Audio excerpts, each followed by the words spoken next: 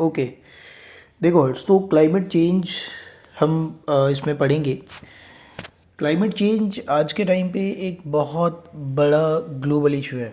ठीक है, एकदम इसको थोड़ा सीरियस होकर सोचना हर्ष, ठीक है। सॉरी, क्लाइमेट चेंज जो है, एक सेकेंड भाई। क्लाइमेट चेंज आज के टाइम पे एक बहुत बड़ा ग्लोबल थ्रेट है, बहुत बड़ा ग्लोबल इशू है। ठीक है, ऐसा नहीं है कि क्लाइमेट चेंज सिर्फ भारत की वजह से भारत को थ्रेट है, नहीं। क्लाइमेट चेंज पूरी दुनिया को एक बहुत ही सीरियस थ्रेट है आज के टाइम पे। ठीक है, अब देखो क्लाइमेट चेंज के क्या कारण है। क्लाइमेट चेंज का जो मुख्य कारण है वो है कार्बन डाइऑक्साइड का एटमॉस्फेयर में रिलीज़ होना।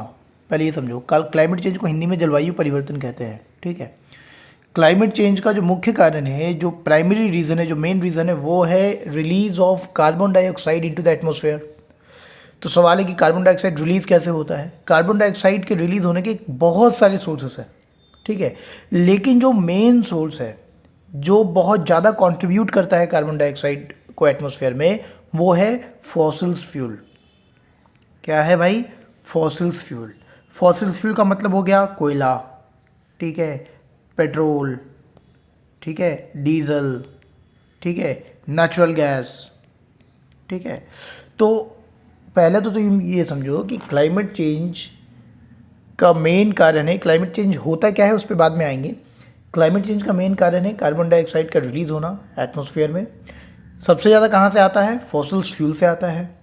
और हर वो सोर्सेस जहाँ से carbon dioxide, methane gas, nitrous oxide मतलब NOx, ठीक है, वोलाटाइल ऑर्गेनिक कंपाउंड्स, हर वो सोर्सेस जहाँ से कार्बन डाइऑक्साइड रिलीज़ होता है, और कार्बन डाइऑक्साइड के मीथेन भी ले सकते हैं, क्योंकि देखो मीथेन भी जो है वो कंट्रीब्यूट करता है क्लाइमेट चेंज में। ठीक है, लेकिन फिर भी सबसे मेन रीज़न जो है वो कार्बन डाइऑक्साइड का रिलीज़ होना है, क्योंकि कार्बन डाइऑक्साइड भारी मात्रा में रिलीज़ होता है। ठीक है, तो हर वो सोर्सेज जहाँ से कार्बन डाइऑक्साइड रिलीज़ होता है वो क्लाइमेट चेंज का कारण है। समझ में आ रहा है? ठीक है भाई, चलो तो शुरू करते हैं। अब देखो मीथेन गैस हमने यहाँ पे क्यों लिखा है। देखो मीथेन गैस जो है ना, मीथेन गैस का मतलब मीथेन गैस कार्बन डाइऑक्साइड से भी ज़्यादा खतरनाक है। ठीक है, देखो कार्बन डाइऑक्साइड करता क्या है। कार्बन डाइऑक्साइड अब जो है वो हीट को ट्रैप कर लेता है। ठीक है, तो कार्बन डाइऑक्साइड क्या करता है, मान लो कि धरती है और कार्बन डाइऑक्साइड एटमॉस्फेयर में, ये कार्बन डाइऑक्साइड का लेयर है, तो कार्बन डाइऑक्साइड क्या कर लेता है कि धरती में जो हीट पड़ती है ना भाई, ठीक है, धरती में जो हीट पड़ती है उसको एस्केप करने फिर नहीं देता है, उसको क्या कर लेता है, ट्रैप कर लेता है। ट्रैप, फिर यही गर्मी वापस से यहाँ ऐसे ऐसे ऐसे ऐसे, ठीक है, तो हीट को ट्रैप कर लेता है अपने अंदर, आउटर स्पेस में जाने देता ही नहीं, जिसकी वजह से क्लाइमेट ज़रूरत से ज़्यादा गर्म हो जाता है, धरती ज़रूरत से ज़्यादा गर्म हो जाती है। ठीक है, और फिर उसी का कॉन्सिक्वेंस होता है क्लाइमेट चेंज। ठीक है, तो कार्बन डाइऑक्साइड करता क्या है, वो हीट को ट्रैप कर लेता है। वैसे ही मीथेन गैस भी अपने अंदर हीट को ट्रैप करता है, और कार्बन डाइऑक्साइड से ज़्यादा करता है। अगर 20 साल के टाइम फ्रेम में देखो, 20 साल के टाइम फ्रेम में, याद रखना 20 साल के टाइम फ्रेम में कार्बन डाइऑक्साइड जितना ज़्यादा हीट ट्रैप करेगा, उतना ही टाइम में, मतलब 20 साल में मीथेन गैस कार्बन डाइऑक्साइड से 80 गुना ज़्यादा एक तरीके से हीट को ट्रैप करने की क्षमता रखता है। मतलब कार्बन डाइऑक्साइड से बहुत ज़्यादा खतरनाक है मीथेन। फिर तुम्हारे मन में एक सवाल उठ सकता है कि फिर आपने ऐसा क्यों कहा कि कार्बन डाइऑक्साइड जो है वो मुख्य कारण है, फिर तो मीथेन मुख्य कारण होना चाहिए। नहीं, देखो कार्बन डाइऑक्साइड मुख्य कारण इसलिए है क्योंकि कार्बन डाइऑक्साइड भारी मात्रा में एटमॉस्फेयर में रिलीज़ होता है। ठीक है, मीथेन भारी मात्रा में रिलीज़ नहीं होता, अगर कार्बन डाइऑक्साइड से कंपेयर करो तो नहीं होता, लेकिन ठीक है, लेकिन मीथेन भी रिलीज़ होता है, बट कार्बन डाइऑक्साइड का भारी कंट्रीब्यूशन है, इसलिए कार्बन डाइऑक्साइड जो है वो मुख्य कारण है क्लाइमेट चेंज का। ठीक है, ओके फाइन, तो इतना तो हमने समझ लिया। तो देखो ये जो लाइन है ना हर्ष, ये मॉक में कंसीडर दी फॉलोइंग स्टेटमेंट पे ये सवाल आया था। ठीक है, तो मीथेन गैस क्या है, मीथेन गैस जो है वो 80 गुना ज़्यादा ताकतवर है कार्बन डाइऑक्साइड से। ठीक है, लेकिन मीथेन गैस की ना एक खास बात है, अगर तुम मीथेन को ना जला पाओ, ठीक है, जैसे हम कोयले को जलाते हैं, अगर मीथेन को हम जला पाए ना सक्सेसफुली, अगर हम जला पाए बिना लीकेज का, ठीक है, तो जैसे मान लो ये पाइप है, इसको मैं समझाता हूँ। जैसे मान लो ये पाइप है, इस पाइप से यहाँ से लेट से मीथेन गैस निकल रहा है, तो अगर तुम यहाँ पे इसको बर्न कर दो, जैसे हम कैसे गैस को जलाते हैं, ठीक है, गैस को हम जलाते हैं। अब मान लो गैस जो इस्तेमाल करते हो, गैस में जैसे ही गैस निकलता है हम वहाँ पे आग लगा देते हैं, हमें गैस जलने लगता है। सोचो अगर आग ना लगाएं और वही गैस लीक होकर एटमॉस्फेयर में जाने लगे तो क्या होगा, एटमॉस्फेयर को पॉल्यूट करेगा।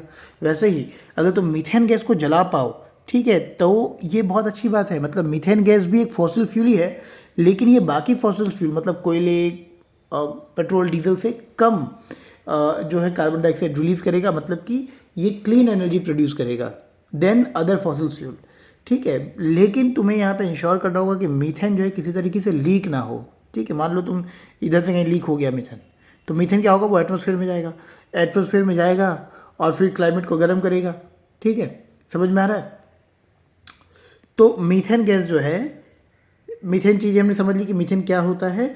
और मीथेन गैस जो प्राइमरी सोर्स होता है ना मीथेन का, वो है नेचुरल गैस, ठीक है, वो है नेचुरल गैस। तो जब क्या होता है कि जब नेचुरल गैस को निकाला जाता है, मतलब नेचुरल गैस को जब हम एक्सट्रैक्ट करते हैं, फिर नेचुरल गैस को प्रोसेस किया जाता है, फिर उसको ट्रांसपोर्ट किया जाता है, इस दौरान जो है लीकेज होता है। इस दौरान क्या होता है हर्ष, लीकेज होता है, ठीक है। और ये लीकेज क्या होता है, ये मीथेन एटमॉस्फेयर में चला जाता है और एटमॉस्फेयर में जा करके क्लाइमेट को गर्म करता है, ठीक है। और क्लाइमेट को गर्म करता है मतलब ग्लोबल वार्मिंग को करता है, ग्लोबल वार्मिंग में कंट्रीब्यूट करता है, फिर वही ग्लोबल वार्मिंग क्लाइमेट चेंज के रूप में हमें दिखाई देती है, ठीक है। इतना समझ में आ रहा है, गुड, ठीक है। लेकिन यही मीथेन गैस को अगर तुम एनर्जी के लिए कंबस्ट कर पाओ, कंबस्ट का मतलब होता है जलाना, अगर तुम उसको जला पाओ तो ये कोयले और ऑयल के कंपैरिजन में क्लीनर एनर्जी तुमको देता है, ये क्लीन एनर्जी प्रोवाइड करता है। समझ में आ रहा है। इसीलिए मीथेन हाइड्रेट को एक पोटेंशियल एनर्जी रिसोर्स के तौर पे देखा जा रहा है। अब सवाल है कि मीथेन हाइड्रेट क्या होता है। मीथेन हाइड्रेट से भी संबंधित सवाल मॉक में देखे गए हैं, ठीक है। तो मीथेन गैस का क्या है, अच्छा अब देखो, इंडस्ट्रियल रिवॉल्यूशन के बाद, इंडस्ट्रियल रिवॉल्यूशन मतलब 1850s का दौर बता रहा हूँ, ठीक है। देखो कार्बन डाइऑक्साइड एटमॉस्फेयर में भारी मात्रा में रिलीज होना कब चालू हुआ, जब फैक्ट्रीज बनी, मास प्रोडक्शन स्टार्ट हुआ, ठीक है। तो जा करके जो है कार्बन डाइऑक्साइड का रिलीज होना भारी मात्रा में बड़े स्केल पे चालू हुआ। तो इंडस्ट्रियल रिवॉल्यूशन के बाद आज हमें जो ग्लोबल टेम्परेचर में राइज देखने को मिला है, तुमको पता होना चाहिए कि आज का जो टेम्परेचर है वो अपने नॉर्मल टेम्परेचर से 1.1 डिग्री सेंटीग्रेड ज़्यादा है, ठीक है, 1.1 डिग्री सेंटीग्रेड ज़्यादा है। तो ये जो हमें 1.1 डिग्री सेंटीग्रेड का राइज देखने को मिला है, इसमें अकेले 30% कॉन्ट्रीब्यूशन मीथेन का है। ये भी मॉक में स्टेटमेंट वाइज क्वेश्चन था, ठीक है। तो मीथेन का कंट्रीब्यूशन कितना है मेरे भाई, मीथेन का कंट्रीब्यूशन 30% है, ठीक है। अब देखो, तो अब मीथेन गैस या कार्बन डाइऑक्साइड के सोर्सेस क्या हैं, और जो सोर्सेस है वही क्लाइमेट चेंज के भी कारण है। तो जैसे कि मैंने तुम्हें बताया कि मीथेन गैस जो है वो नेचुरल गैस का प्राइमरी कंपोनेंट होता है। मतलब कि नेचुरल गैस को जब निकाला जाता है ज़मीन के नीचे से, समंदर से जब हम लोग ड्रिलिंग करके निकालते हैं, और उसके बाद जो है उसको निकालने के दौरान में उसको प्रोसेस करते हैं, फिर इसको ट्रांसपोर्ट करते हैं पाइप के माध्यम से, वैसी स्थिति में मीथेन लीकेज होती है और वो एटमॉस्फेयर में जाके मिलती है। तो नेचुरल गैस एक बताओगे, नेचुरल गैस एक बड़ा कारण है। उसके बाद इंडस्ट्रीज़, हमें पता है इंडस्ट्री से कार्बन डाइऑक्साइड, कार्बन मोनोऑक्साइड जैसी कई खतरनाक खतरनाक गैसेस निकलती है। तो इंडस्ट्रीज़, खास करके वो इंडस्ट्रीज़ जो सीमेंट बनाती है, जो जो केमिकल्स बनाती है, ठीक है, जो HFC का इस्तेमाल करती है, मतलब हाइड्रोफ्लोरोकार्बन, इसको भी हम लोग पढ़ेंगे आगे चल के थोड़ा सा, ठीक है, हाइड्रोफ्लोरोकार्बन, ठीक है। तो ये केमिकल है समझो। तो जो HFC का यूज़ करती है वो भी बहुत खतरनाक खतरनाक गैसेस रिलीज़ करती है। For example carbon dioxide gas तो रिलीज़ करती ही करती है, साथ ही साथ नाइट्रस ऑक्साइड भी रिलीज़ करती है, वोलाटाइल ऑर्गेनिक कंपाउंड भी रिलीज़ करती है। ये सब क्या है, ये सब पॉल्यूटेंट है, ठीक है। उसके बाद ऑफकोर्स व्हीकल एग्जॉस्ट से भी, भाई गाड़ी चलती है तो उससे भी कार्बन डाइऑक्साइड, कार्बन मोनोऑक्साइड और दूसरे तरीके के पॉल्यूटेंट निकलते हैं, जैसे कि नाइट्रस ऑक्साइड, PM मतलब पार्टिकुलेट मैटर, ठीक है। तो एक तो हमने देखा कि नेचुरल गैस, इंडस्ट्रीज और व्हीकल एग्जॉस्ट। उसके अलावा क्या होता है कि हम पेड़ों को काटना, जब तुम पेड़ काटते हो तो कम पेड़ होते हैं तो कम कार्बन डाइऑक्साइड एब्जॉर्ब होता है एटमॉस्फेयर से। तो पेड़ों का काटना एक रीज़न है।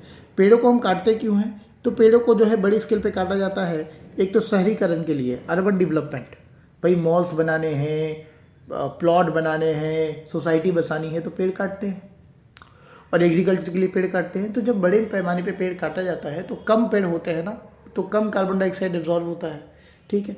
उसके बाद याद रखना, राइस कल्टीवेशन से भी, राइस कल्टीवेशन जब हम जो है खेतों में जब चावल उगता है और चावल को जब काटा जाता है, मतलब हार्वेस्टिंग की जाती है, उस टाइम पे भी मीथेन का रिलीज होता है। तो मॉक का ही सवाल है ये, यूपीएससी का सवाल है, मतलब मॉक का नहीं है, यूपीएससी प्री का पूछा गया है कि किस किस सोर्सेज से मीथेन गैस रिलीज होता है। उसमें ऑप्शंस में से राइस कल्टीवेशन भी एक ऑप्शन था, और एनिमल का डाइजेशन, जब एनिमल्स खास करके गाय बैल बकरी जब खाना खा के डाइजेस्ट करते हैं ना, तो उस दौरान भी मीथेन गैस रिलीज करते हैं। ठीक है, तो समझ पा रहे हो। तो राइस कल्टीवेशन ऑप्शन था, डाइजेशन ऑफ एनिमल्स भी ऑप्शन था, और भी कई ऑप्शंस थे। ठीक है, उसके बाद समझो कि organic waste matter, organic waste matter का मतलब जैसे खाना हो गया, फूल पत्ती हो गया, ये सब हम ऐसे ही फेंक देते हैं नाली में या कहीं भी फेंक देते हैं, डंप कर देते हैं, वैसे स्थिति में भी जो है मीथेन का रिलीज होता है। ठीक है भाई, तो कई ऐसे सोर्सेस है जिससे कार्बन डाइऑक्साइड रिलीज हो रहा है, जैसे कि इंडस्ट्रियल एमिशन, व्हीकल एग्जॉस्ट। कई ऐसे सोर्सेस है जहाँ से मीथेन रिलीज हो रहा है, जैसे कि तुम्हारे जाके natural gas, rice cultivation, digestion of animals. ठीक है, तो ये सारी चीज़ें। तो हर वो सोर्सेज जिससे कार्बन डाइऑक्साइड रिलीज होता है, हर वो सोर्सेज जिससे मीथेन रिलीज होता है, वो क्लाइमेट चेंज का कारण है, या ग्लोबल वार्मिंग का भी कह सकते हो कारण है। ठीक है, अब यहाँ पे समझते हैं मीथेन हाइड्रेट क्या होता है। ठीक है, मीथेन हाइड्रेट क्या होता है, देखो मीथेन का जो केमिकल फॉर्मूला होता है मेरे भाई, वो होता है CH4, इसको ऐसे लिखते हैं 4 को। ठीक है, CH4। ठीक है, क्लास 10 में पढ़े होगे, 9-10 में। तो मीथेन का जो केमिकल फॉर्मूला होता है वो होता है CH4। हाइड्रेट का मतलब होता है पानी। तो जब मीथेन वाटर मॉलिक्यूल के साथ मिल जाता है, वाटर मॉलिक्यूल के साथ मिल जाता है, ठीक है, और कंडीशन क्या होना चाहिए, कुछ कंडीशन भी है, कंडीशन है कि लो टेम्परेचर होना चाहिए भाई। ठीक है, लो टेम्परेचर और हाई प्रेशर, लो टेम्परेचर और हाई प्रेशर। जब लो टेम्परेचर और हाई प्रेशर में मीथेन जो है वो कार्बन डाइऑक्साइड वाटर मॉलिक्यूल से जो है मिल जाता है, तो मीथेन एक तरीके से बर्फ बन जाता है। ठीक है, क्या होता है, बर्फ फ्रीज हो जाता है, उसको हम कहते हैं मीथेन हाइड्रेट, उसको हम कहते हैं मीथेन हाइड्रेट। समझ में आया। तो ये भी क्वेश्चन जो है वो मॉक का है। ठीक है, मैं सारे क्वेश्चंस को लेकर के आऊँगा एक बार ख़त्म हो जाए।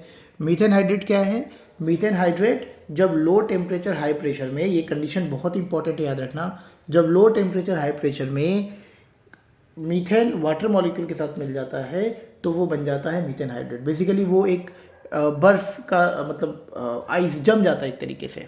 ठीक है, अब बोलो कि भैया आप मीथेन हाइड्रेट को क्यों डिस्कस कर रहे हैं, क्योंकि मीथेन हाइड्रेट जो है वो एक क्लीन एनर्जी, एक इसे जो है एक फ्यूचर एनर्जी रिसोर्स के तौर पे देखा जा रहा है मीथेन हाइड्रेट को।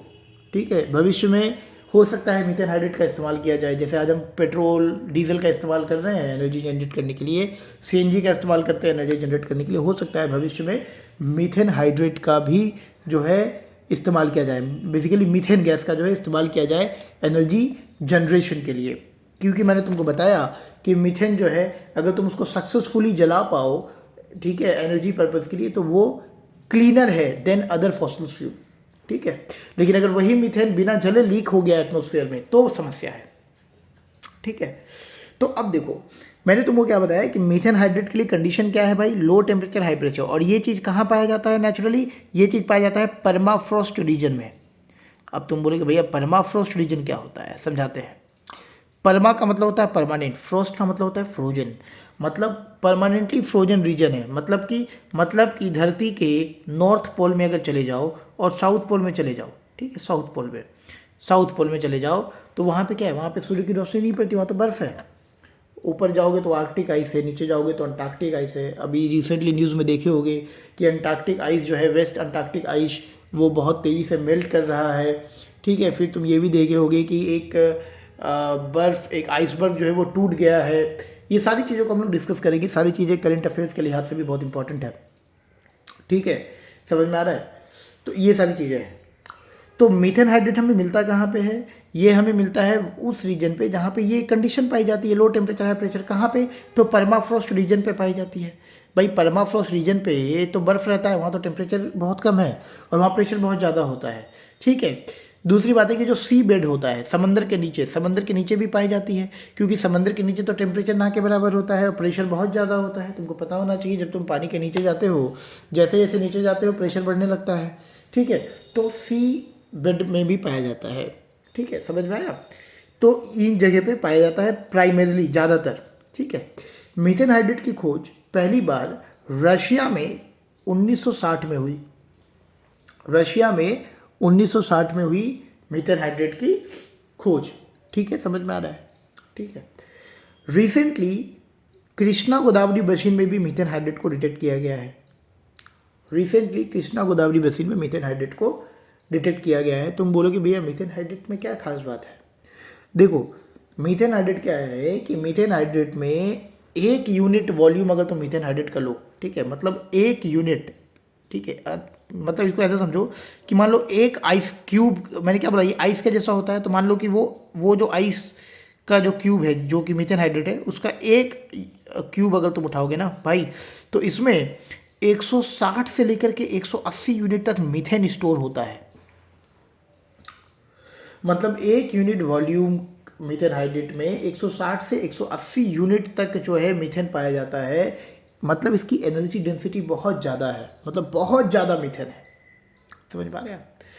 पूरे दुनिया में इतना मीथेन है, इतना मीथेन स्टोर है हाइड्रेट के फॉर्म में, जितना कि अभी तक हमें जितना ऑयल के बारे में पता है, हमारे पास जितना ऑयल रिजर्व्स है, ये जो भी हमारे पास कोयले, ऑयल, जितना भी हमारे पास अभी तक के फॉसिल फ्यूल के रिजर्व्स हमें पता है, उससे बहुत ज़्यादा मीथेन मौजूद है मीथेन हाइड्रेट के फॉर्म में। बहुत ज़्यादा, मतलब प्रचुर मात्रा में मौजूद है।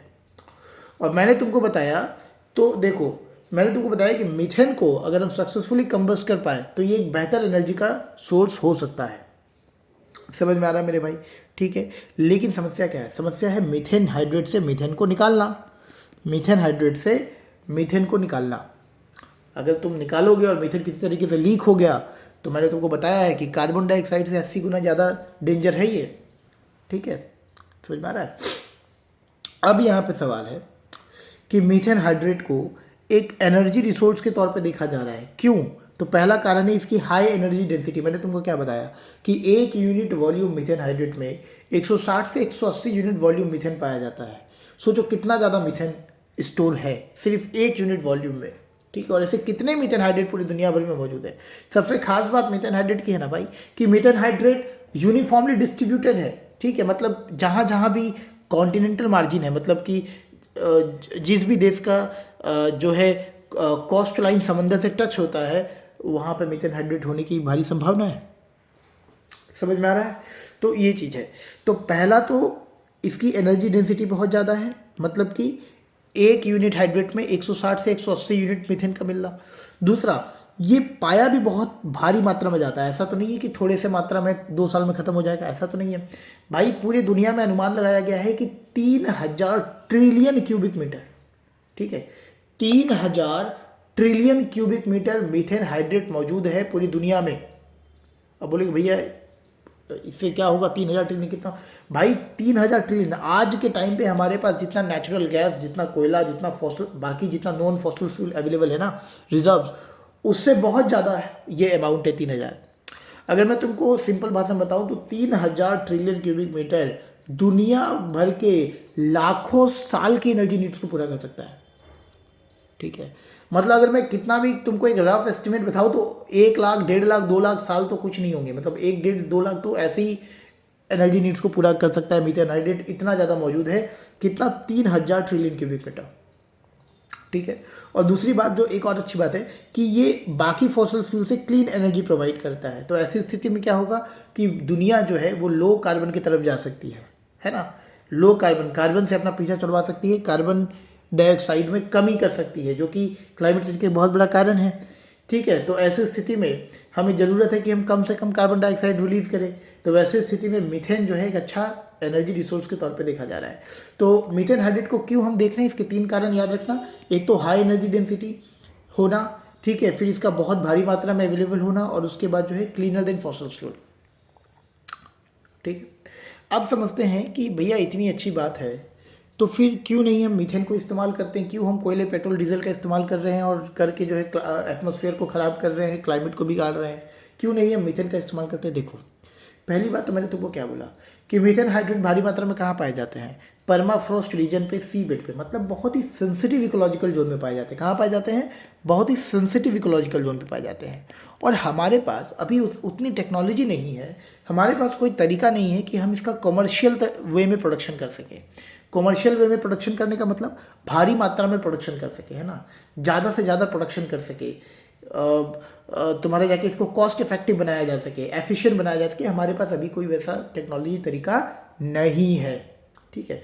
क्योंकि जब कोयले के बारे में पता चला, फॉसिल फ्यूल के तेल के बारे में पता चला, दुनिया उधर इंगेज हो गई, मीथेन हाइड्रेट पर किसी का ध्यान गया नहीं, तो उससे संबंधित टेक्नोलॉजी का भी जो है पता उतना उस पर रिसर्च और इन्वेस्टमेंट हुई नहीं।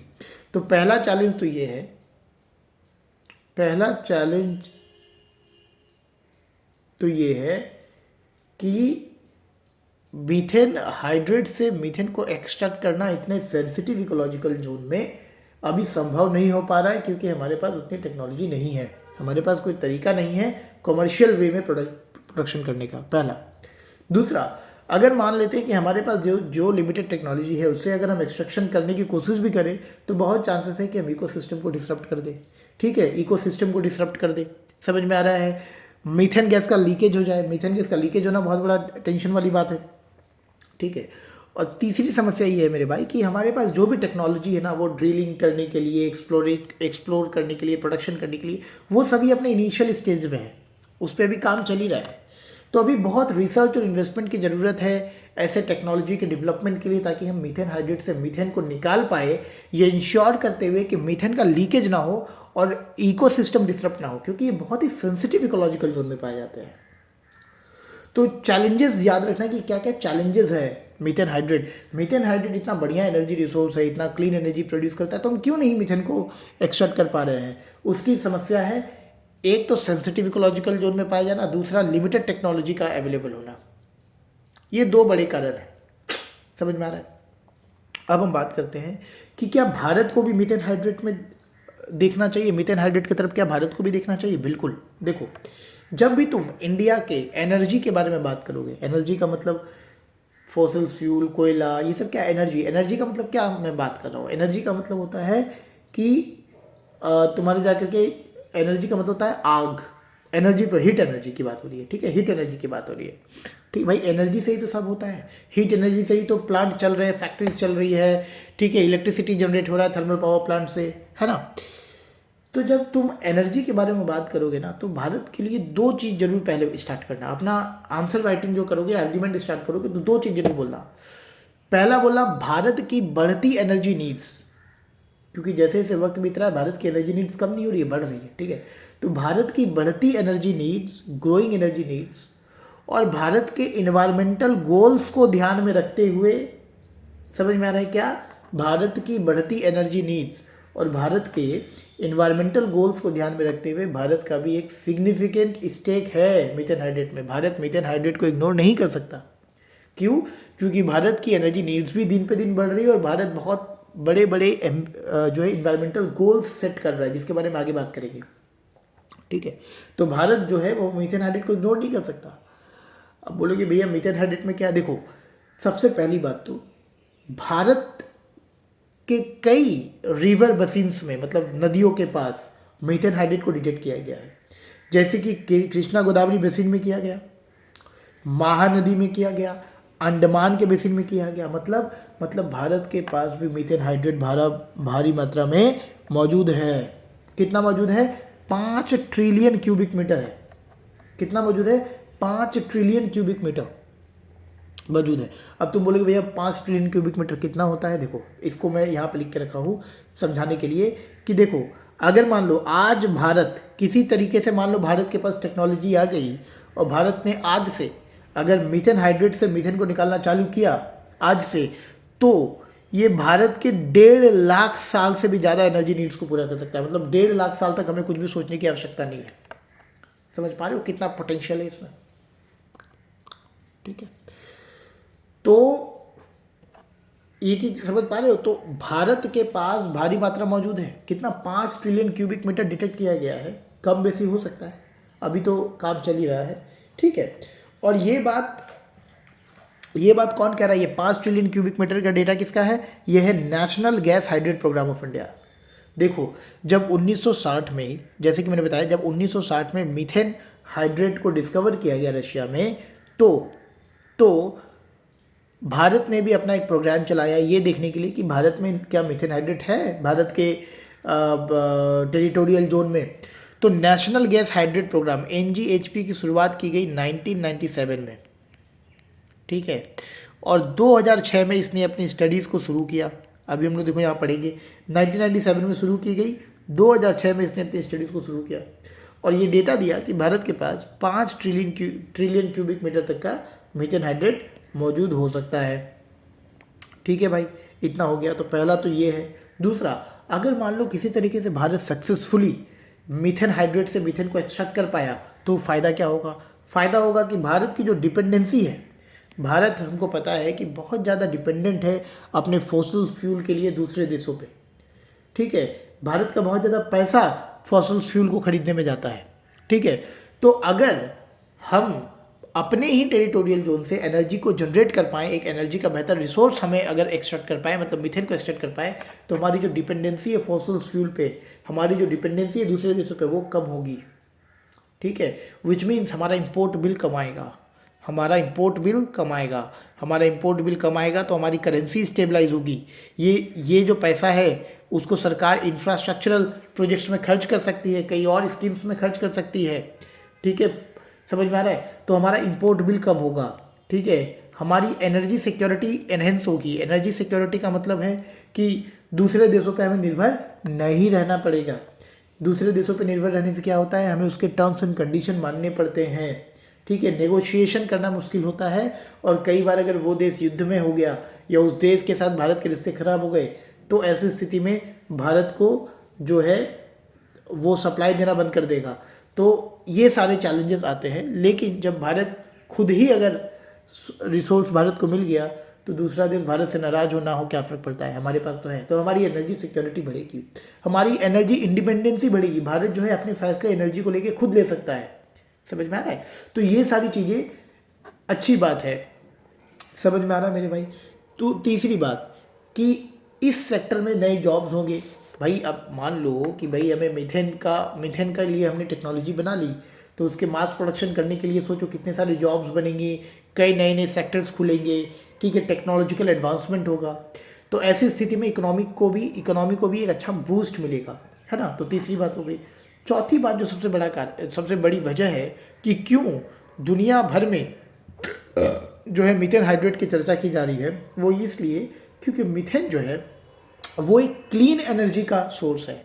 देखो, मीथेन भी फॉसिल फ्यूल ही है मेरे भाई, लेकिन कोयला और दूसरे फॉसिल फ्यूल के कंपैरिजन में मीथेन जो है वो क्लीन एनर्जी देता है ना। मतलब कम पॉल्यूशन फैलाता है, ठीक है, कम कार्बन डाइऑक्साइड रिलीज करता है। समझ में आ रहा है? तो ये सारी चीज़ें हैं। तो भारत को क्यों मीथेन हाइड्रेट के तौर पे देखना चाहिए, उसके लिए तुम ये सारे आर्ग्यूमेंट दोगे, है ना। पहला तो तुम बोलोगे भारत के पास 5 ट्रिलियन क्यूबिक मीटर तक का रिजर्व है भारत के अपने जोन में। दूसरा, भारत अगर ऐसा कर पाया तो दूसरे देशों पे भारत की डिपेंडेंसी कम होगी, है ना। क्या होता है, भारत ईरान से तेल मंगाता है, USA भारत को दबाव देता है तुम ईरान से तेल मत लो, ठीक है। समझ में आया कि नहीं आया? तो ऐसी स्थिति में अगर भारत ईरान से तेल लेना बंद कर दे तो भारत का ईरान के साथ रिश्ते खराब होंगे। भारत अगर ईरान के साथ रिश्ते खराब कर ले तो ईरान के पास मौजूद जो पाकिस्तान में ग्वादर पोर्ट है, चाइना उसका इस्तेमाल कर सकता है, तो भारत को भी एक स्ट्रैटेजिक लोकेशन जो है ईरान दे सकता है। ऐसी स्थिति में कई सारे जो है जियोपॉलिटिकल चैलेंजेस आते हैं जब हम दूसरे देशों पर डिपेंडेंट होते हैं।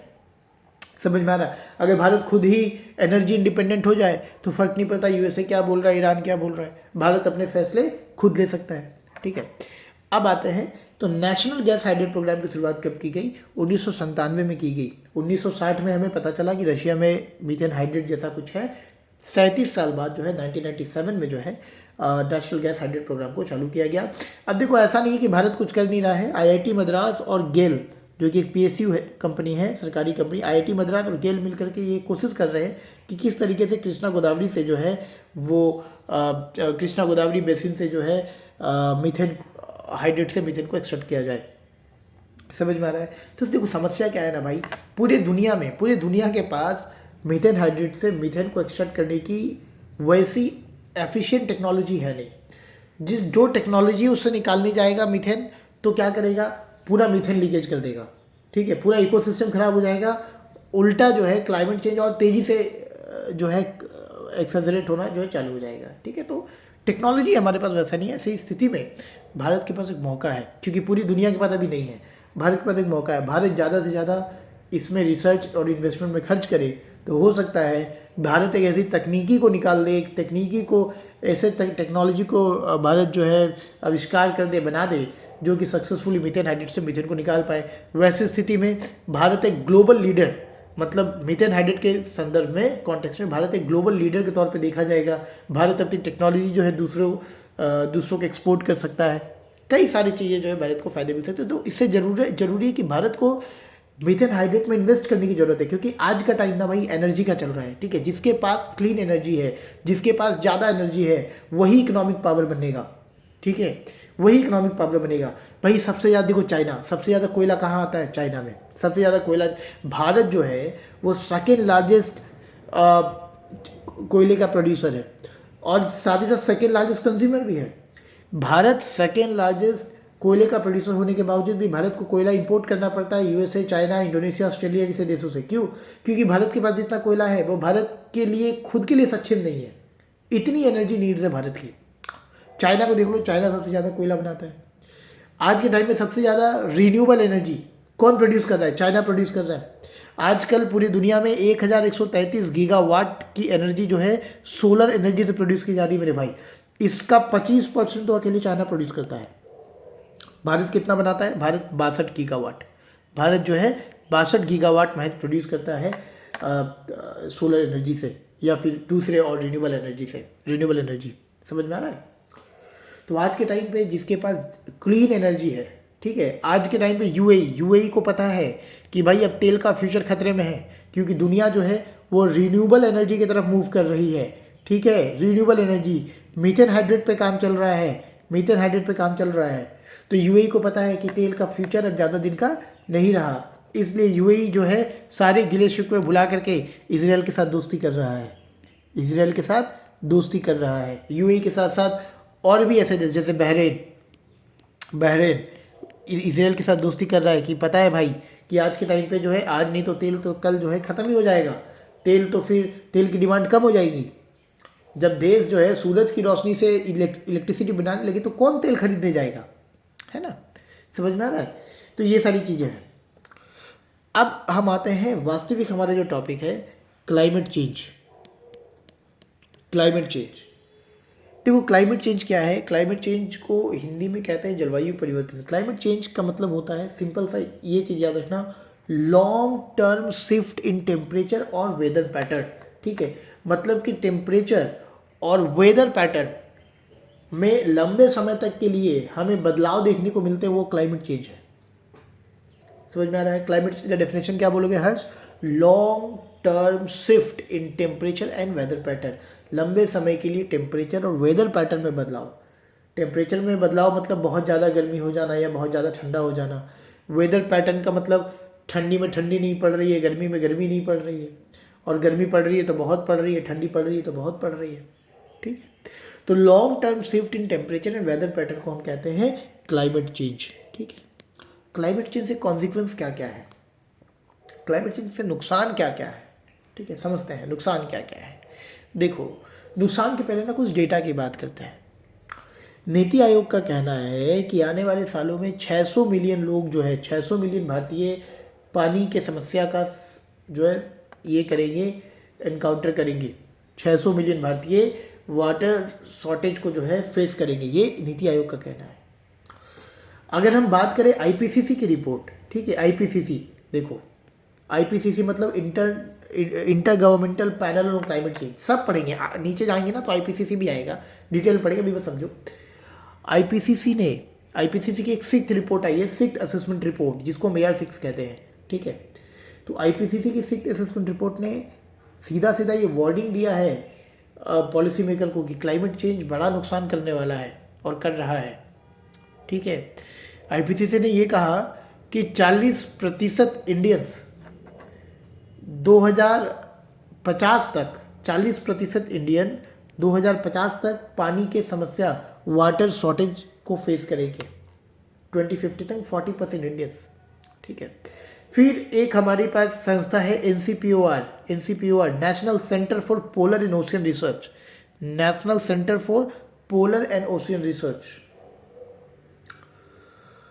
एनसीपीओआर। ये इसकी हेडक्वार्टर गोवा में है, ठीक है। इसके बारे में भी हम लोग नीचे पढ़ेंगे। एनसीपीओआर ने 6 हिमालयन ग्लेशियर्स को मॉनिटर किया और बताया कि हिमालयन जो है वो 13 से 33 पर ईयर रिट्रीट कर रहे हैं, मतलब कम हो रहा है स्नोफॉल, 13 से 33 पर ईयर कम हो रहा है स्नोफॉल। समझ में आ रहा है भाई? तो ये बहुत समस्या वाली बात है, ठीक है। तो जब तुम अपने आंसर राइटिंग को लिखोगे, क्लाइमेट चेंज की जब बात करोगे, मान लो क्लाइमेट चेंज के कॉन्सिक्वेंस की बात कर रहे हो, तो अपने पॉइंट को प्रूव करने के लिए तुम ये सारे रिपोर्ट्स का जिक्र कर सकते हो। इससे तुम्हारा आंसर राइटिंग और बेहतर होगा, तुम्हें और ज़्यादा मार्क्स मिलेंगे। समझ में आ रहा है? तो पहले हमने नीति आयोग की रिपोर्ट को पढ़ा, फिर हमने देखा कि आईपीसीसी क्या कह रही है, आईपीसीसी की 6ठी रिपोर्ट, फिर हमने देखा कि एनसीपीओआर ने 2019 की न्यूज़ है ये, एनसीपीओआर क्या कह रही है। और क्लाइमेट चेंज वल्नरेबिलिटी पे भारत 5वें स्थान पे खड़ा है, ठीक है।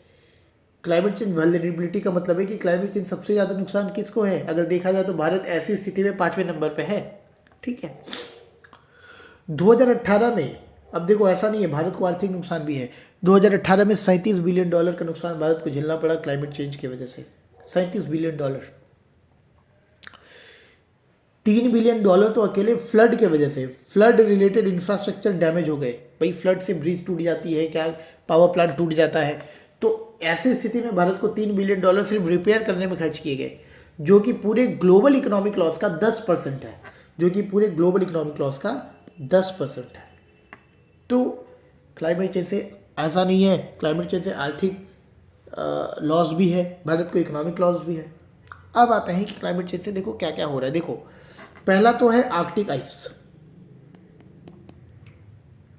अगर हम पोलर रीजन में जाए, भारत के पोलर आर्कटिक आइस की बात करें, या नीचे जाओ तो अंटार्कटिक, यहाँ पे अंटार्कटिक रीजन है, तो क्या हो रहा है, वहाँ पे मौजूद बर्फ़ तेज़ी से पिघल रहे हैं। पोलर रीजन में जो बर्फ़ है वो तेज़ी से पिघल रहा है। ऐसी स्थिति में समस्या क्या है, ऐसी स्थिति में अगर हम आर्कटिक आइस की बात करें, आर्कटिक आइस तेज़ी से पिघल रहा है, इसी स्थिति में वहाँ पे जो वाइल्ड लाइफ मौजूद है, जैसे वहाँ पे पोलर बियर, सी बर्ड, पेंगुइन वगैरह जो होता है, उन लोगों को खतरा है। और मैंने तुमको क्या बताया कि देखो पोलर रीजन में, परमाफ्रोस्ट रीजन में मीथेन हाइड्रेट है, मतलब ये है कि अगर आर्कटिक रीजन ज़्यादा गर्म होगा, तेज़ी से पिघलेगा, तो जो लो टेम्परेचर और हाई प्रेशर वाली संभावना है जो मीथेन हाइड्रेट को उस फॉर्म में बनाए रखी है, मतलब मीथेन हाइड्रेट को मीथेन हाइड्रेट के फॉर्म में बनाए रखी है, वो डीस्टेबलाइज करने लगेगी ना। जब वहाँ का लो टेम्परेचर हाई प्रेशर वाला कंडीशन चेंज होगा मेरे भाई क्लाइमेट चेंज की वजह से, तो वहाँ पे जो स्टोर्ड मीथेन है मीथेन हाइड्रेट के फॉर्म में, वो भी तो डीस्टेबलाइज होगा, विच मीन्स मीथेन एटमॉस्फेयर में रिलीज होगा, और मीथेन एटमॉस्फेयर में रिलीज होगा तो भाई बहुत ज़्यादा समस्या पैदा करेगा। मैंने बताया मीथेन जो है वो कार्बन डाइऑक्साइड से 80 गुना ज़्यादा खतरनाक है ना। तो देखो आर्कटिक रीजन जो है वो डिस्टर्ब हो रहा है क्लाइमेट चेंज की वजह से, क्योंकि क्लाइमेट गर्म हो रहा है, बर्फ पिघल रहा है, तो वहाँ के वाइल्ड लाइफ को भी नुकसान है, प्लस वहाँ पे जो स्टोर्ड मीथेन है वो भी रिलीज हो सकते हैं। जो मीथेन हाइड्रेट, इंसान तो टेक्नोलॉजी के माध्यम से नहीं उसको निकाल पा रहा, लेकिन क्लाइमेट चेंज की वजह से अगर वो निकलना चालू हुआ तो वो रॉ मीथेन जो है वो तो एटमोसफेयर में चला जाएगा और समस्या पैदा करेगा। तो आर्कटिक, उसके बाद हम बात करते हैं ग्रीनलैंड आइस शीट की। ग्रीनलैंड आइस शीट की, देखो दुनिया में 2 बड़े आइस शीट है मेरे भाई, एक है अंटार्कटिका आइस शीट जिसको हम आगे पढ़ेंगे, और एक है Greenland ice sheet. Ice sheet का मतलब क्या होता है, आइस शीट का मतलब होता है जब बर्फ 50,000, याद रखना डेफिनेशन याद रखना, जब बर्फ 50,000 स्क्वायर किलोमीटर या उससे ज़्यादा के लैंड मास को कवर करता है, हम उसको आइस शीट कहते हैं। तो समझ पा रहे हो 50,000 स्क्वायर किलोमीटर कितना बड़ा होगा, ठीक है। एक सेकेंड, एक सेकेंड हर्ष, 50,000 स्क्वायर किलोमीटर कितना बड़ा होगा, इसको बताने के लिए मैं तुमको बताता हूँ कि हमारा जो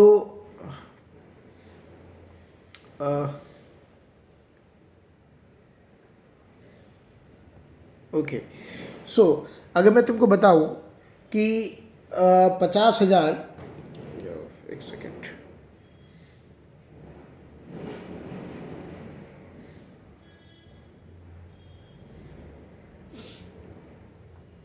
तो जैसे कि ओके, तो हमने क्या बोला कि दुनिया में दो बड़े आइस शीट है, एक है ग्रीनलैंड आइस शीट और एक है अंटार्कटिक आइस शीट। अंटार्कटिक मतलब ये साउथ पोल वाला, ठीक है, साउथ पोल वाला जो है ना उसको अंटार्कटिक आइस शीट कहते हैं, उसके बारे में भी पढ़ेंगे आगे चल के। तो आइस शीट क्या होता है, आइस शीट हम लोग तब कहते हैं जब कोई आइस जो है वो 50,000 स्क्वायर किलोमीटर से ज़्यादा लैंडमास को कवर करता है, उसको आइस शीट कहते हैं। 50,000 स्क्वायर किलोमीटर कितना बड़ा होता है, ठीक है। तो इसका एग्जांपल समझाने के लिए मैं तुमको बताता हूँ, दिल्ली का जो एरिया है ना, दिल्ली का एरिया जो है वो 1300 किलोमीटर के आसपास है, ठीक है, 1300 स्क्वायर किलोमीटर, ठीक है। एक सेकंड, मैं थोड़ा गूगल करता हूँ, एक बार कंफर्म करता हूँ।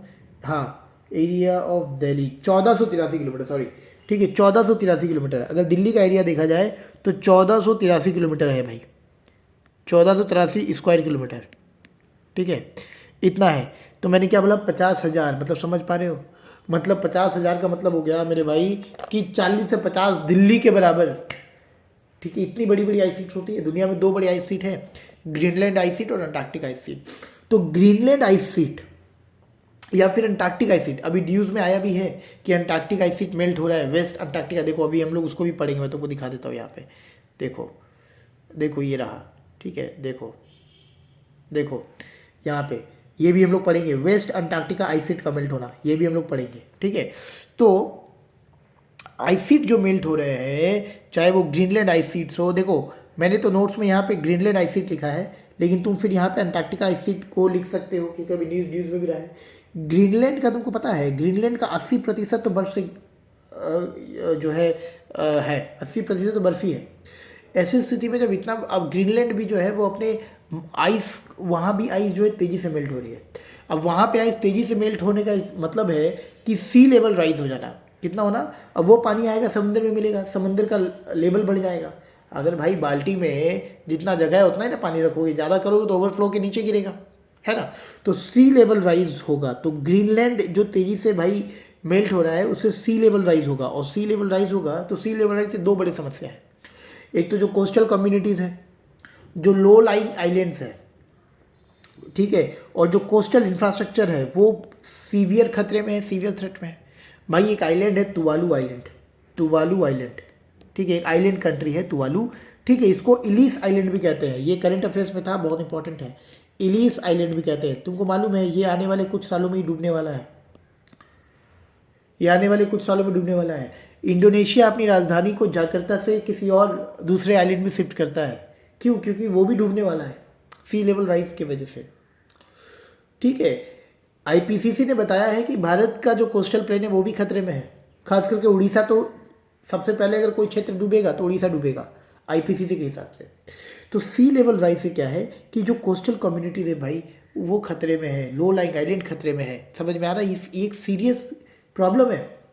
मान लो अगर तुमको पता चले कि जामुड़िया कल डूबने वाला है, ऐसे स्थिति में सोचो लोग क्या करेंगे, कितने पैनिक हो गए, ठीक है, लोग कहाँ से कहाँ भागना चालू करेंगे, घर बार दौड़ के भागना चालू करेंगे, लोग डिस्प्लेस हो जाएंगे, माइग्रेट करेंगे, ठीक है, इस प्रोसेस में कई लोग मारे जाएंगे, ठीक है।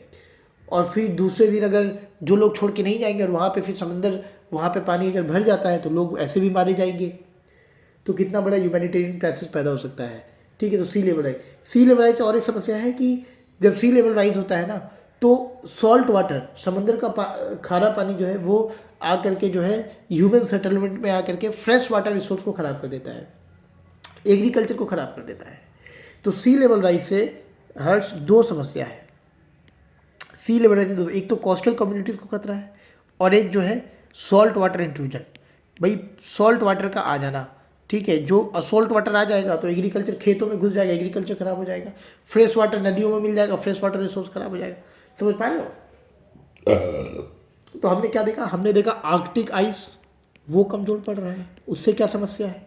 ग्रीनलैंड आइस शीट वो भी तेजी से पिघल रहा है, उससे क्या समस्या है।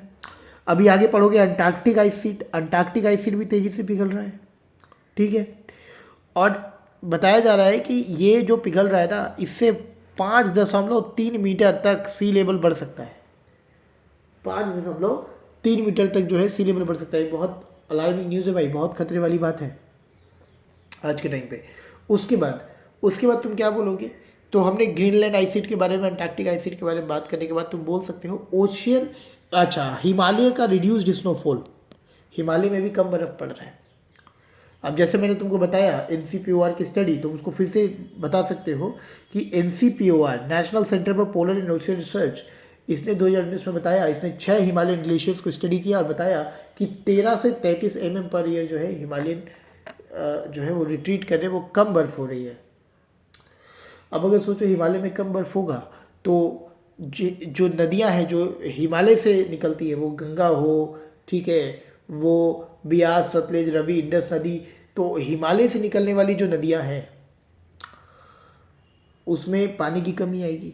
और अगर पानी की कमी आएगी भाई, तो हमारे पास पीने का पानी नहीं होगा, हमारे पास एग्रीकल्चर करने के लिए पानी नहीं होगा, उसके बाद फिर हाइड्रो पावर जनरेशन के लिए पानी नहीं होगा, तो इलेक्ट्रिसिटी नहीं होगा, इलेक्ट्रिसिटी नहीं होगा तो कई सारे फैक्ट्रियाँ, कई सारी इकोनॉमिक एक्टिविटी रुक जाएगी। मतलब सोच पा रहे हो, कई सारे सेक्टर जो है इससे इफेक्ट होने वाले हैं अगर वाटर स्कार्सिटी ऐसे होता है तो। और इस सब का कारण क्लाइमेट चेंज है। तो हमने क्या देखा, हमने पहले आर्कटिक के बारे में बात करी। अपने दिमाग में ना हर पॉइंट को याद रखो कि क्या क्या समस्या हो सकता है। आर्कटिक रीजन को समस्या है, ग्रीनलैंड आइस शीट के बारे में बात करा, अंटार्कटिक आइस शीट के बारे में बात करा, हिमालयन में रिड्यूस्ड स्नोफॉल के बारे में बात करा। उसके बाद ओशियन एसिडिफिकेशन। देखो, ज़रूरत से ज़्यादा कार्बन डाइऑक्साइड क्या करता है ना, ओशियन एब्जॉर्व कर लेता है।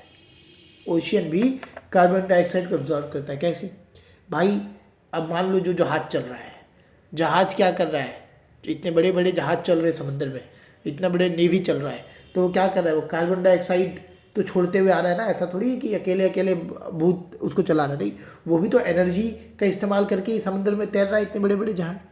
प्लस वहाँ समुद्र में जो इतने बड़े बड़े ऑयल रिग्स हैं जो ऑयल को निकालते हैं, उस प्रोसेस में भी कितने कार्बन डाइऑक्साइड रिलीज होते हैं। तो बहुत सारा कार्बन डाइऑक्साइड ओशन भी ऑब्जॉर्व कर लेता है, और ऐसी स्थिति में समुद्र का पानी एसिड बन जाता है, एसिडिफिकेशन हो जाता है पानी का। अब ओशन एसिडिफिकेशन से क्या समस्या है कि समंदर के बीच नीचे मौजूद जो एक्वाटिक लाइफ है, जो समुद्री जीवन है, उसको समस्या होता है। खास करके कोरल रीफ्स, कोरल रीफ के बारे में भी हम लोग डिटेल में पढ़ेंगे। कोरल रीफ जो है ना भाई, ये पता नहीं कितने जो है समुद्री जीवन को अपने अंदर निवास देता है, रहने के लिए देता है। ऐसी स्थिति में अगर कोरल रीफ डैमेज होंगे तो बाकी समुद्री जीवन पे भी असर पड़ेगा। ठीक है, समझ में आ रहा है। उसके बाद और क्या समस्या है, उसके बाद फिश, ओशियन एसिडिफिकेशन की वजह से समंदर में मौजूद जो फिश है उसमें भी डिक्लाइन देखने को मिलेगा। तो ऐसी स्थिति में जो फिशरीज कम्युनिटीज़ हैं उन पे असर पड़ेगा। और फिश एक बहुत ही सस्ता और प्रोटीन का सोर्स होता है, उस पर असर पड़ेगा, लोगों के न्यूट्रिशनल बेनिफिट पे असर पड़ेगा। तुमको पता होना चाहिए फिश के मामले में भारत दूसरे तीसरे स्थान पे आता है दुनिया में। दूसरे तीसरे स्थान पे जो है, कभी तीसरा स्थान कभी दूसरा स्थान, ये चेंज होते रहता है। तो भारत जो है दूसरे तीसरे स्थान में आता है फिश प्रोड्यूसर में। और भारत में सबसे ज़्यादा फिश कहाँ पे प्रोड्यूस होता है, आंध्र प्रदेश में प्रोड्यूस होता है, याद रखना। तो हमने अब तक क्या क्या बातें करी, हमने आर्कटिक के बारे में बात करा, हमने ग्रीनलैंड आइस शीट के बारे में बात करा, हमने अंटार्कटिक आइस शीट के बारे में बात करा, हमने रिड्यूस्ड स्नोफॉल इन हिमालय के बारे में बात करा, हमने ओशियन एसिडिफिकेशन के बारे में बात करा, इतने सारे कॉन्सिक्वेंसेस के बारे में बात किया। उसके बाद देखो, क्लाइमेट चेंज से होता है extreme weather event. Extreme weather event का मतलब हरिकेन्स, मतलब समुद्री में तूफान आना, समुद्र में तूफान, हरिकेन्स होते हैं। बाढ़ आती है, जंगलों में आग लग जाती है, लंबे समय तक सूखा पड़ता है। तो मान लो जब हरिकेन्स आते हैं, मतलब समुद्र में जब बड़ी बड़ी लहरें उठती है, तूफान आता है, फ्लडिंग आता है, होता क्या है इससे लोग मारे जाते हैं, फर्टैलिटीज़ होती है। ठीक है, लोग जो है डिस्प्लेस हो जाते हैं, माइग्रेट करने लगते हैं। ठीक है, फ्लडिंग से बहुत डेंगू, मलेरिया ऐसी बीमारियां फैलती हैं, तो हेल्थ केयर सेक्टर पे भी दबाव आता है। समझ में आ रहा है कि नहीं आ रहा है? ठीक है, तो कई सारी समस्याएं जो है पैदा होती है। मान लो जंगलों में आग लग गया, ये सब क्या है, ये सब एक्सट्रीम वेदर इवेंट के भीतर आता है जो कि क्लाइमेट चेंज की वजह से हो रहा है। ठीक है, वाइल्ड फायर, तो जंगलों में आग लग गया तो उससे बायोडाइवर्सिटी की नुकसान होगी, है ना, जंगल में रहने वाले जो जीव जंतु हैं वो मारे जाएंगे। और वाइल्ड फायर से निकलने वाला स्मोक हमारे ओजोन लेयर को भी जो है डिस्ट्रॉय करता है। अब ओजोन क्या है आगे चल के पढ़ेंगे। ठीक है, उसके बाद अगर मान लो लंबे समय तक सूखा पड़ गया तो फूड इनसिक्योरिटी हो सकता है, खाने की कमी हो सकती है। लंबे समय तक सूखा पड़ गया, किसानों की इनकम जो है वो कम हो सकती है कि नहीं है, लंबे समय तक सूखा पड़ने से। ठीक है, वाटर की, पानी की समस्या हो सकती है, कई सारी समस्याएं पैदा हो सकती है। और ऐसी स्थिति में जो टूरिज्म सेक्टर है वो भी इफेक्ट होगा। भाई कई ऐसे राज्य हैं जो टूरिज्म पर डिपेंड करते हैं। जम्मू कश्मीर, हिमाचल प्रदेश टूरिज्म पे डिपेंड करता है भारत में अगर बात करें तो। फिर ऐसे साउथ एशिया, ऐसे कई ऐसे देश हैं जो टूरिज्म पे डिपेंड करते हैं। ऐसी स्थिति में मान लो कि किसी को पता चल गया कि जम्मू एंड कश्मीर में लैंडस्लाइड्स हो रहे हैं, ठीक है, वहाँ पे जो है बाढ़ आया हुआ है, इंडस नदी में बाढ़ आ गया, तो कई ऐसे, तो क्या होगा, कोई घूमने जाएगा क्या वहाँ पे? नहीं जाएगा। तो टूरिज्म सेक्टर डिप उससे जो है, मान लो पता चला केदारनाथ में जो है कोई प्राकृतिक आपदा आ गई तो कोई जाएगा? नहीं जाएगा। तो ऐसी स्थिति में जो है टूरिज्म सेक्टर भी जो है वो प्रभावित होता है। तो कहने का मतलब है कि हम इकोनॉमी को बढ़ा तो रहे हैं, लेकिन उस इकोनॉमी को बढ़ा रहे हैं, उससे हम कर क्या रहे हैं, उससे हम इन्वायरमेंट को नुकसान पहुंचा रहे हैं। और फिर वही इन्वायरमेंट हमारी इकोनॉमी को त्रस्त कर देती है। मतलब इकोनॉमी को बढ़ाने के लिए तुमने जो है इन्वायरमेंट को नुकसान पहुंचाया, फिर वही इन्वायरमेंट क्लाइमेट चेंज के रूप में तुम्हारे उसी इकोनॉमी को बर्बाद कर देती है। ठीक है, समझ में आ रहा है? तो ये सारी चीज़ें हैं। चलो, तो इस वीडियो में यहाँ तक रहने देते हैं, क्योंकि ये बहुत लंबे समय तक का हो गया है, नहीं तो फिर अपलोड ही नहीं होगा। दूसरे वीडियो में हम लोग इस पॉइंट से चर्चा करेंगे।